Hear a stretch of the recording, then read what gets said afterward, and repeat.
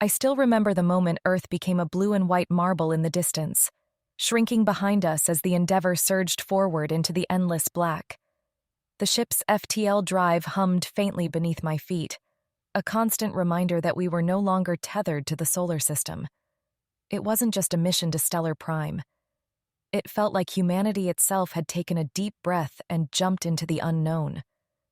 The viewport on Deck 4, my favorite spot since I'd snuck aboard as an honorary cadet, offered an unobstructed view of the stars. I pressed my forehead to the cool glass, taking in the shimmering expanse. Every point of light out there had a name, a story, and maybe even a civilization. And we were finally part of it. "Cadet Sato!" a voice called from behind me, sharp and authoritative.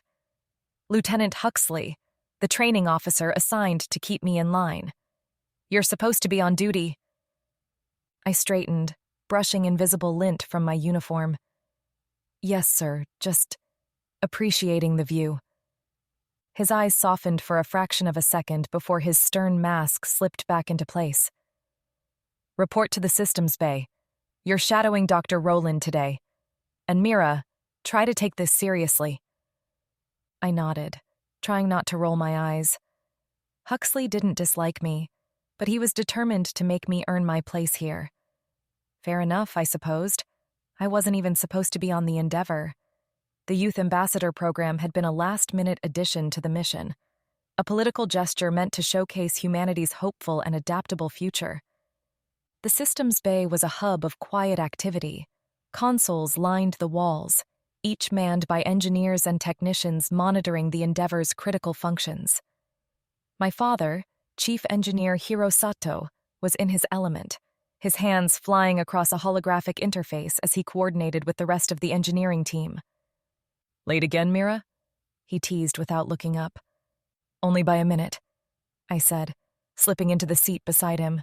"You'll have to do better if you want to keep up with Dr. Rowland," he said with a grin. Dr. Rowland, a wiry woman with graying hair and an intimidatingly sharp gaze, leaned over from her console. "The cadet will catch up. We've got time before the real fireworks start." I blinked. "Fireworks?" "She's referring to our arrival at Stellar Prime," Dad said. "You'll want to be sharp for that. The moment we drop out of FTL, we're in a whole new ballgame." The thought sent a shiver down my spine. Stellar Prime wasn't just a space station. It was the galactic crossroads, the beating heart of the stellar assembly. I couldn't even imagine the kinds of beings we'd meet there. I spent the next few hours shadowing Dr. Rowland as she walked me through the basics of shipboard systems. She wasn't the most patient teacher, but she knew her stuff, and her bluntness kept me on my toes. "Why does the primary coolant loop interface with the FTL regulator here?" she quizzed, pointing at a schematic. "To prevent thermal feedback during an emergency drop from FTL," I replied after a beat, hoping I remembered correctly. She gave a curt nod. "Not bad, Cadet. Now, tell me what happens if we lose coolant entirely." The drive overheats, we lose containment, and..." I hesitated, glancing at my dad for backup. He didn't look up from his work. "And we turn into a very bright flash of light," he said cheerfully. "Exactly," Dr. Rowland said, giving me a pointed look. "So no mistakes." By the time my shift ended, my brain felt like mush. I headed back to my quarters, a compact but comfortable room shared with 3 other cadets. Luckily, they were out, probably attending one of the endless orientation sessions. I flopped onto my bunk, staring at the ceiling. The door chimed a moment later, and my mother stepped in, her arms folded and an amused smile on her face. "Skipping lectures already?" she teased. "Long day," I mumbled. Mom sat down on the edge of the bunk, her expression softening. Dr. Aiko Sato wasn't just my mom. She was one of the leading anthropologists on Earth, handpicked for this mission to help humanity understand the cultures we'd encounter. "How are you feeling?" she asked.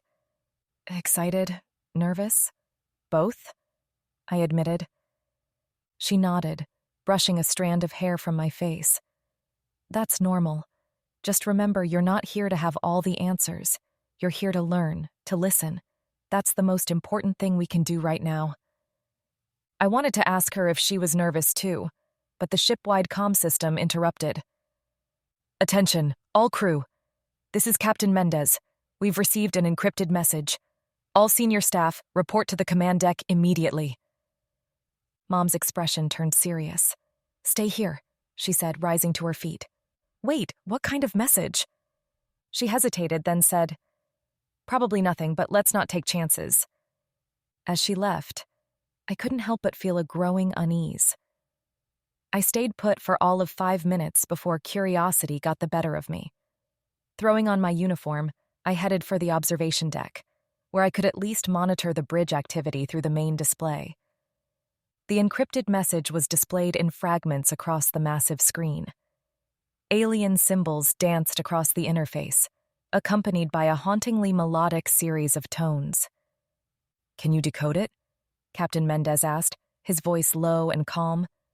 Working on it, replied the communications officer. I crept closer, trying to make sense of the symbols. A single phrase appeared, translated into human-readable text.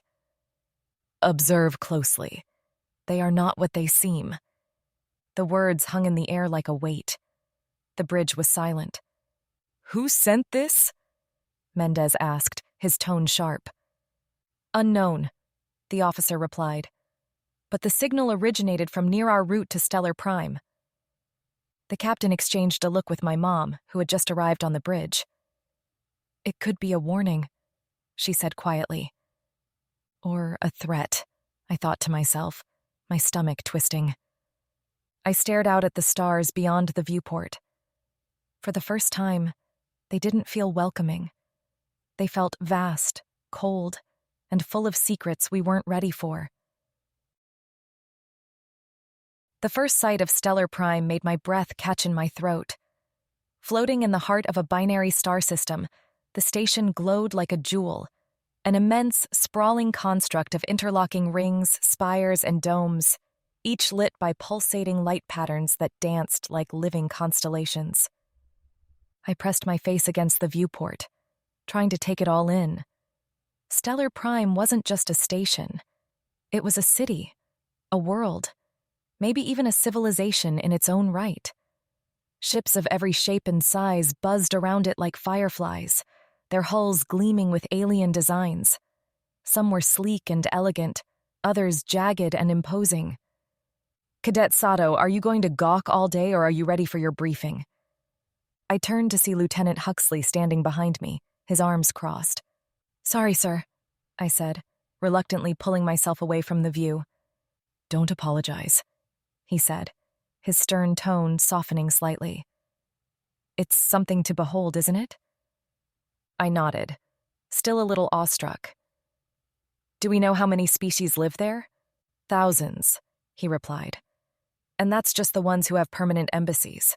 There are probably 100 more who come and go regularly. Keep that in mind when you're out there. You're representing humanity to every single one of them. No pressure, right? The Endeavour eased into a massive docking bay, guided by beams of blue light that seemed to pulse with the rhythm of the ship's movements. The bay was enormous, easily big enough to fit a dozen ships our size. As we docked, I caught glimpses of other vessels, some shaped like teardrops, others like jagged shards of metal. The docking clamps hissed into place, and the comm system crackled to life. Welcome, Earth delegation, an alien voice said, melodic and accented. Please proceed to entry chamber 7 for initial processing and orientation. Processing? I muttered under my breath. Huxley smirked. Relax, cadet. It's standard procedure. The airlock opened with a low hum, and our diplomatic team stepped forward. I was at the back of the group, flanked by other cadets and junior crew members, my stomach flipping with nervous anticipation. The entry chamber was an architectural marvel. The walls shimmered with a material that seemed to shift between metal and light, creating the illusion of an endless horizon. Alien figures waited for us, their forms so varied and strange that I barely knew where to look. Closest to us was a tall, insectoid being with a carapace that glowed faintly green. Beside it stood a creature that seemed to be made entirely of liquid, its form shifting constantly, but maintaining a vaguely humanoid outline. "Earth delegation," the insectoid being said, its voice a series of clicks and hums that the translator rendered into words. "You are most welcome to Stellar Prime. I am Counselor Yetrix, your assigned guide for this phase of your visit." "Thank you, Counselor Yetrix," Captain Mendez said, stepping forward with the calm authority he carried so effortlessly. "We are honored to be here." The liquid creature's surface rippled as it spoke. "We are eager to see what Earth brings to the Assembly. You are unexpected." Unexpected. I couldn't tell if that was a compliment or an insult. As the formalities continued, I found myself studying the other delegations passing through the chamber. They came in all shapes and sizes: floating orbs of light, towering quadrupeds, humanoids with skin tones ranging from deep violet to luminous gold. Some moved with grace and dignity, while others seemed agitated, barking commands at their entourages. "Mira!" I turned to see Mom gesturing for me to follow her. The delegation was moving toward a tram system that would take us deeper into the station. The tram was sleek and futuristic, gliding along a transparent tube that offered a breathtaking view of Stellar Prime's interior. Cities sprawled across the station's rings, their buildings spiraling upward in impossible designs. Parks and gardens floated in zero-gravity spheres, and rivers of light flowed through the air, connecting different sections like glowing arteries. "Beautiful, isn't it?" Mom said, sitting beside me. I nodded. "It's overwhelming. Do you think we're ready for this?" Her smile was warm, but tinged with uncertainty. "We'll have to be..." The tram stopped at a massive hall that could have housed an entire city. This was the assembly chamber, where the conclave would take place. As we entered, my heart pounded. Thousands of beings filled the tiered seating, their voices a cacophony of languages and sounds. A central platform floated in the middle of the chamber, a pulsing sphere of light hovering above it. I learned later that this was the Assembly Corps, an ancient AI that mediated the conclave's proceedings. Our delegation was shown to a reserved section where we took our seats. Captain Mendez and the senior diplomats stood at the forefront, preparing to make Earth's first formal address to the galaxy. "Delegates of the Assembly!"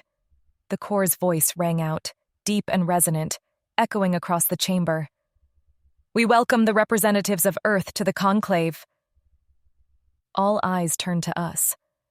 Some faces were curious, others skeptical, and a few openly hostile. I felt a prickle of unease as I noticed several alien factions exchanging whispers, their gazes lingering on our delegation. The captain stepped forward, his voice steady and clear. "On behalf of Earth and its people, I thank the Assembly for this opportunity to join the galactic community. Humanity brings with it a spirit of curiosity, cooperation, and innovation, and we look forward to contributing to the shared future of the galaxy." A wave of murmurs swept through the chamber. Some delegates nodded in approval, while others looked unimpressed. As the session progressed, it became clear that not everyone was thrilled about our arrival. A reptilian delegate with scales like polished obsidian rose to speak. "The humans are a curiosity," it said, its voice cold and sharp. "But curiosity does not equate to value. What can they offer us that we do not already possess?" Another delegate, a towering figure with crystalline limbs, chimed in.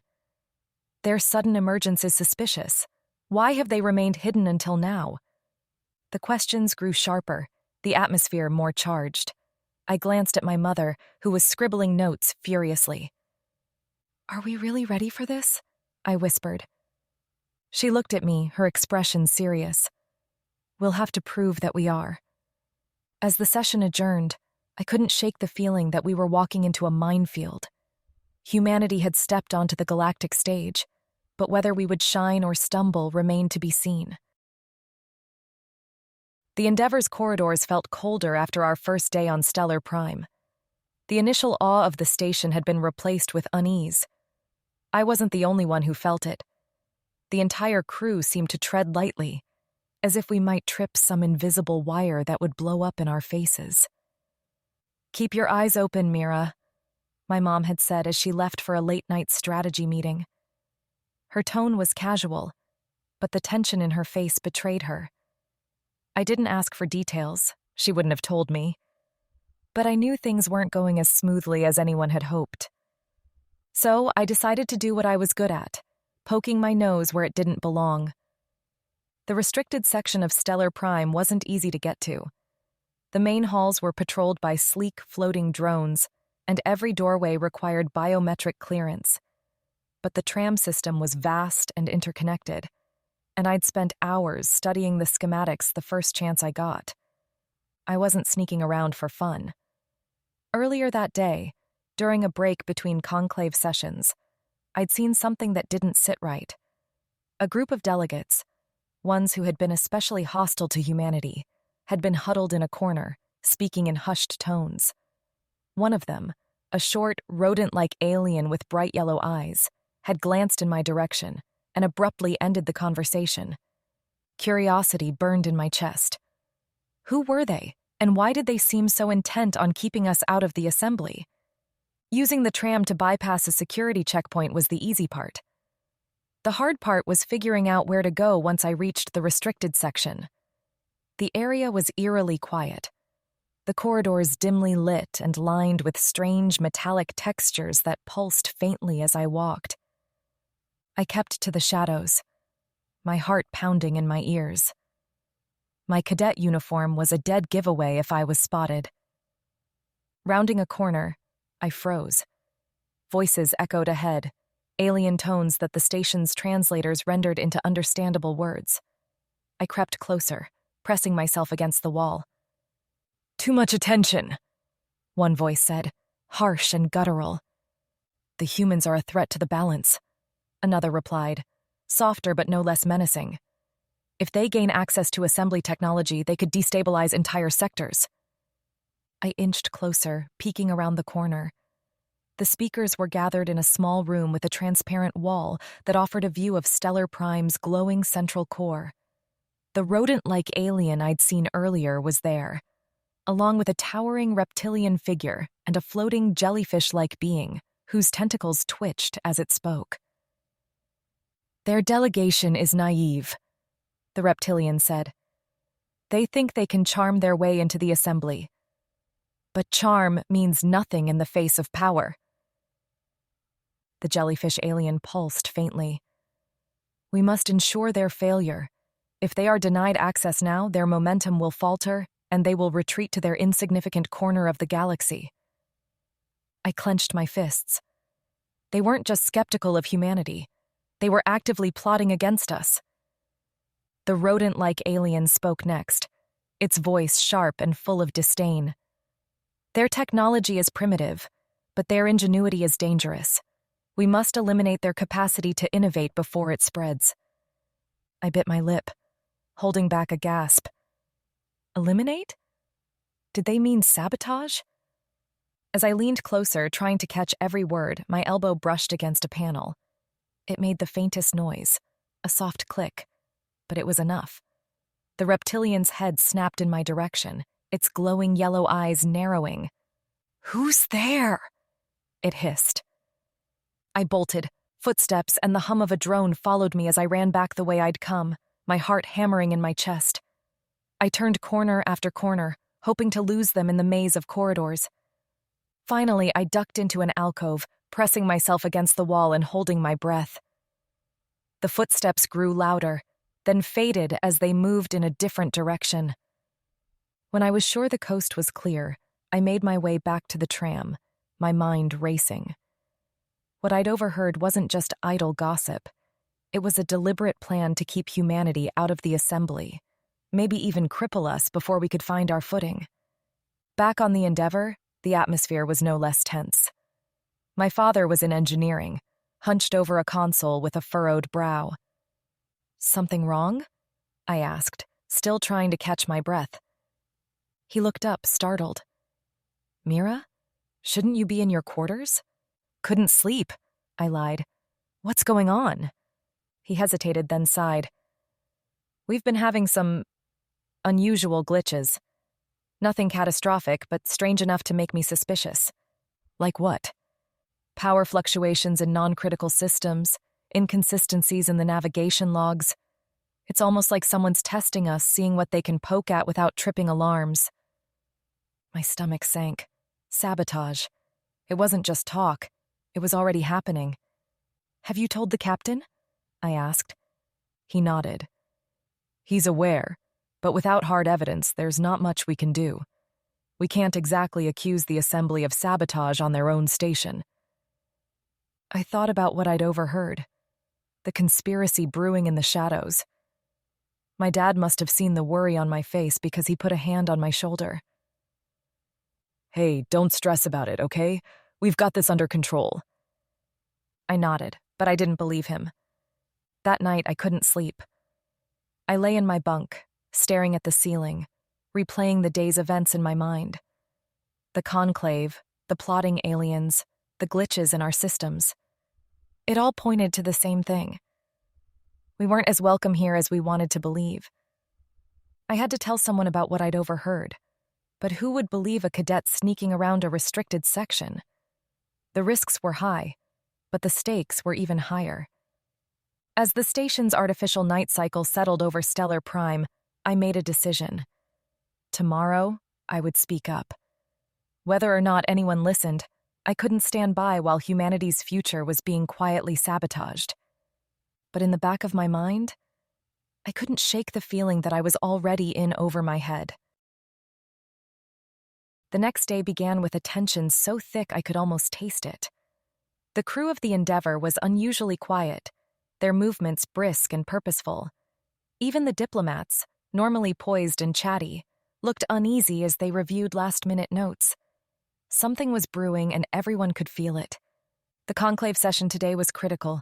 Humanity's application for Assembly membership would finally be discussed openly, and the Assembly Corps would decide whether we were ready to be included or left in isolation.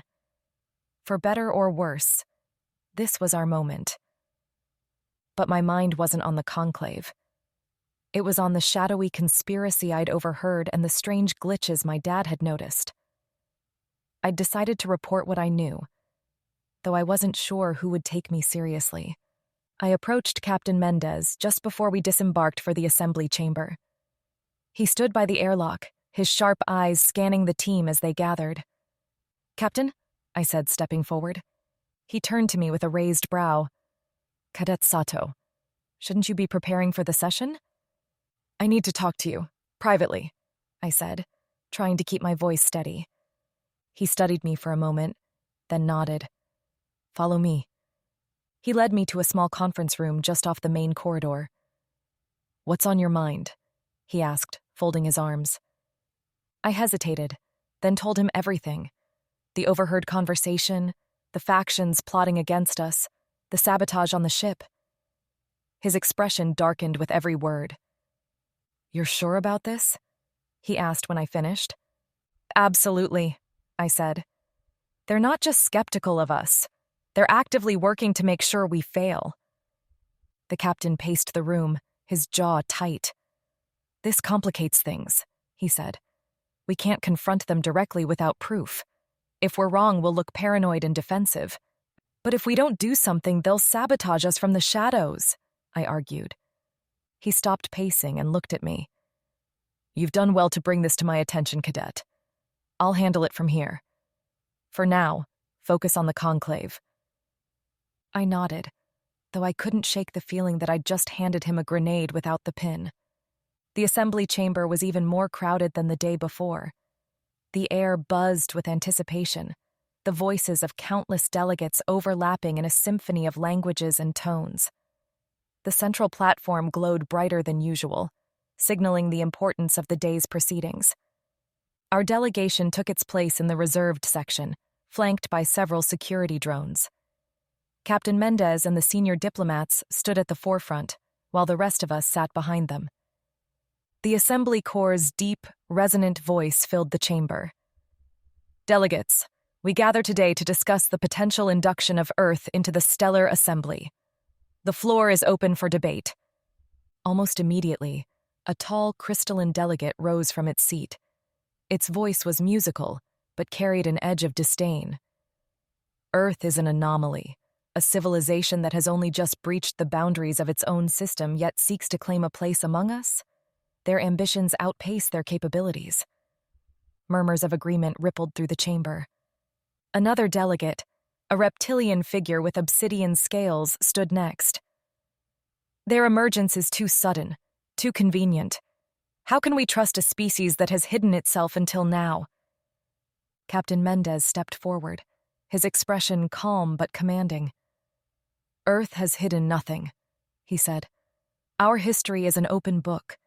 We come to the Assembly not as conquerors or opportunists, but as explorers seeking to contribute to the shared future of this galaxy. A few delegates nodded in approval, but the skeptics were far from convinced. They bring nothing we cannot already achieve ourselves, the crystalline delegate countered. Before Captain Mendez could respond, another voice rang out, soft but firm. That's not true. I froze. It was my mother. She stood, her presence radiating quiet authority. Humanity's value isn't just in its technology or its resources, she said. It's in our perspective, our creativity, our ability to adapt to challenges and find solutions where others see none. She gestured to the delegates around her. Every civilization here once stood where we stand now, on the threshold of something greater. What makes us different? Nothing. Except the belief that we can rise to the occasion as you once did. Her words hung in the air, and for a moment, the chamber was silent. Then, a new voice broke the stillness. I believe her. All eyes turned to a being near the back of the chamber, a small amphibious creature with luminous blue skin. It stood on its chair, its wide eyes shimmering. My people were denied assembly membership for centuries, it said. We were told we were too small, too weak, too insignificant. But we persevered. Humanity deserves the chance to do the same. A ripple of surprise swept through the chamber. One by one, other delegates began to speak up, some in support of Earth, others doubling down on their skepticism. As the debate raged on, I couldn't shake the feeling that something was wrong. My eyes wandered to the far side of the chamber, where the hostile delegates I'd overheard yesterday were seated. They weren't participating in the debate. Instead, they were huddled together, their attention focused on a small, glowing device. My stomach turned. I had no idea what they were doing, but it couldn't be good. I leaned toward my father, who was sitting beside me. Dad, something's up, I whispered. He followed my gaze, his expression hardening. Stay here, he said, rising from his seat. But I couldn't just stay put. As he moved toward the captain, I slipped out of my seat and made my way around the edge of the chamber, keeping to the shadows. When I got closer, I saw the device more clearly. It was emitting a faint, pulsing light, and the aliens around it seemed tense, their movements hurried. They were up to something, and I had to stop it. What happened next was a blur. I didn't fully understand the device, but I knew it was dangerous. I acted on instinct, darting forward and snatching it off the table before they could react. Hey! The rodent-like alien screeched, lunging for me. I ran. Alarms blared as I sprinted toward the central platform, clutching the device tightly. Behind me, security drones descended on the conspirators, their metallic voices issuing warnings. Reaching the platform, I held up the device. This was in the possession of delegates plotting against us, I shouted, my voice echoing through the chamber. The Assembly Corps' light shifted, scanning the device. After a moment, it spoke. This object contains protocols for sabotaging starship navigation and weaponizing station systems. Its use violates the Assembly Charter. Gasps and murmurs erupted from the crowd. The conspirators were quickly detained, their protests drowned out by the rising tide of outrage. Meanwhile, Captain Mendez stepped forward, his voice calm but firm. "We came here in peace," he said. "But it's clear not everyone shares that intent. Let this be a reminder that humanity is here to build bridges, not burn them." By the end of the day, the vote was in. Earth's induction into the assembly had been approved, narrowly, but decisively. As I stood on the observation deck later that night, staring out at the stars, I felt a strange mix of emotions: pride, relief, and a lingering unease. This was only the beginning. The galaxy was vast, and not everyone welcomed us with open arms. But for the first time, I truly believed humanity could rise to the challenge. We had taken our first steps into the stars, and there was no turning back. Thank you for listening. If you enjoyed this story, please consider liking and subscribing.